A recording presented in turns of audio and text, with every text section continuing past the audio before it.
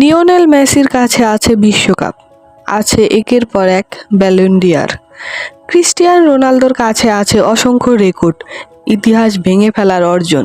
কিন্তু আমি ভালোবাসি এমন একজন প্লেয়ারকে যার নেই বিশ্বকাপ, নেই ব্যালন ডি'অর, তবুও যাকে ভালোবাসে কোটি কোটি মানুষ।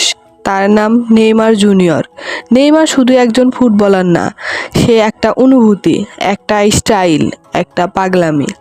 যখন সে বল পায় মনে হয় সময়টা থেমে গেছে। একটা, দুইটা, তিনটা ডিফেন্ডার কেটে যায় আর গ্যালারি দাঁড়িয়ে যায়। ওই ছেলেটা আসলে কি করছে? তার হাসি, তার খেলায় আনন্দ, সব কিছু ছিল আলাদা।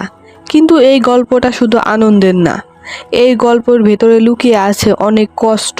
প্রতিটা ম্যাচে ফাউল, প্রতিটা টুর্নামেন্ট ইনজুরি, মাঠে পড়ে থাকা নেইমার, চোখে পানি নিয়ে উঠে দাঁড়ানো নেইমার। এই দৃশ্যগুলো আমরা বারবার দেখেছি। হয়তো যদিও তাকে এতটা টার্গেট না করা হতো, যদি তার পায়ে এতবার আঘাত না করা হতো, তাহলে আজ তার ক্যারিয়ারটা অন্যরকম হতো। হয়তো আজ তার নামের পাশে থাকতো বিশ্বকাপ, থাকতো ব্যালন ডি'অর। কিন্তু জীবন সবসময় ন্যায্য হয় না। নেইমার ট্রফি কম পেয়েছে, কিন্তু ভালোবাসা সে পেয়েছে সীমাহীন ভালোবাসা। কারণ মানুষ শুধু গোল দেখে না, মানুষের অনুভূতি দেখে। আর নেইমার সেই অনুভূতি দিয়েছে, যেটা অনেক বড় বড় খেলোয়াড়ও দিতে পারে না। যেদিন সে বিদায় নেবে সেদিন শুধু একজন খেলোয়াড় না, একটা যুগ শেষ হয়ে যাবে। রাত জেগে খেলা দেখা, বন্ধুদের সাথে তর্ক, আজ নেইমার খেলবে, এই উত্তেজনা সব কিছুই ধীরে ধীরে হারিয়ে যাবে।